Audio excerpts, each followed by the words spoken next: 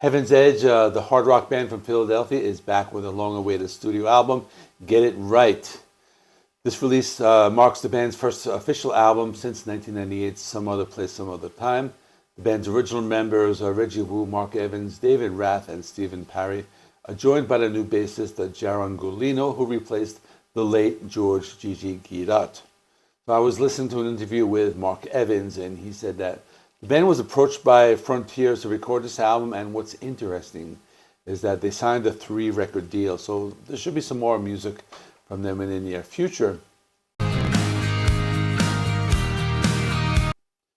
Now, a quick background. Heaven's Edge formed in 1987 and quickly became popular in the local rock scene. They secured a recording deal with Columbia Records, but it was delayed by this shooting incident that injured Guidott. Their self-titled debut album was released in 1990 and was well received by audiences and critics. However, the band faced several challenges in the following years, being that there was a shift in popular music tastes like grunge and alternative. So the band broke up in 1993, and each member kind of pursued different musical ventures. So the band released demos and rarities in 1998, and they considered that their second album, which I mentioned before. They reunited in 2013 for a performance at the Firefest in Nottingham, UK. It was successful, and they continued to perform other festivals and sold out shows. But let's talk about the album. So Get It Right showcases the band's signature sound with powerful vocals, energetic guitars, and catchy melodies. Songs like Had Enough and Gone, Gone, Gone highlight the band's ability to blend hard rock with pop sensibilities. So I'm going to talk about all that in detail next. The album opens with Had Enough, a typical glam metal song from the 80s with a thick bass guitar intro. The riffs sound like a band like Skid Row, but when the chorus comes in, the band reminds me more of an arena rock band. I feel that sound is a mix of that dirty sleaze rock of bands like LA Guns and Guns N' Roses, but with the polish of bands like Warrant and Bon Jovi. The guitar solo was very reminiscent of the 80s with flashy licks and the wah-wah guitar effect. Gone, Gone, Gone is the second song, starts with a melodic guitar solo, still in line with their classic 80s sound. The rhythm guitar is a nice groovy sound that provides a backdrop for melodic vocals.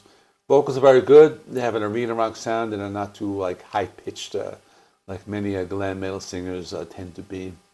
Nothing Left But Goodbye is a pretty good song. Starts with acoustic guitars, but I wouldn't call it a power ballad. It's close to what Cinderella was doing with that blues rock sound in the late 80s, early 90s. It's melodic rock, lots of bluesy guitar riffs, and lots of slide guitar playing. What Could Have Been is a power ballad with melodic vocals and acoustic guitars. The song is a very big arena rock sound. It's melodic in general. It has all the elements you would expect from a power ballad with loud guitars and big sing-along choruses.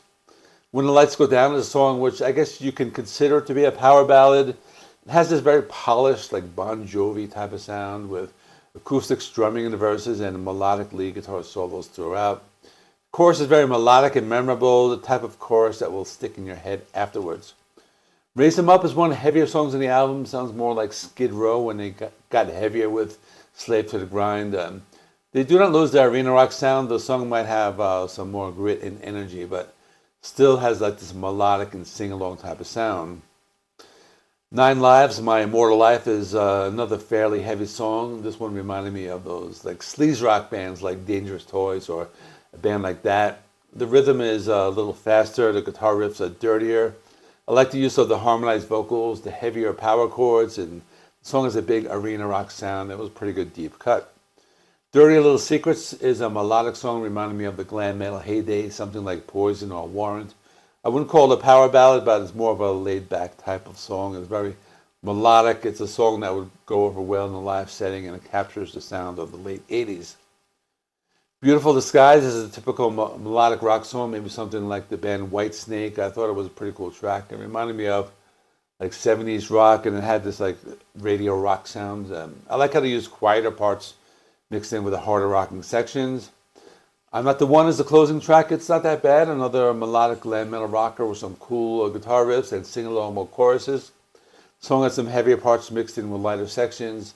The guitar solo was very good and had a sound that captured the sound of the late 80s. Thought it was not that bad of an album closer.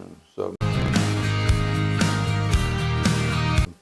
overall, this was a good throwback to the glam metal days of the 80s. I think if you're a fan of those albums and you really like glam metal bands, you can get into this.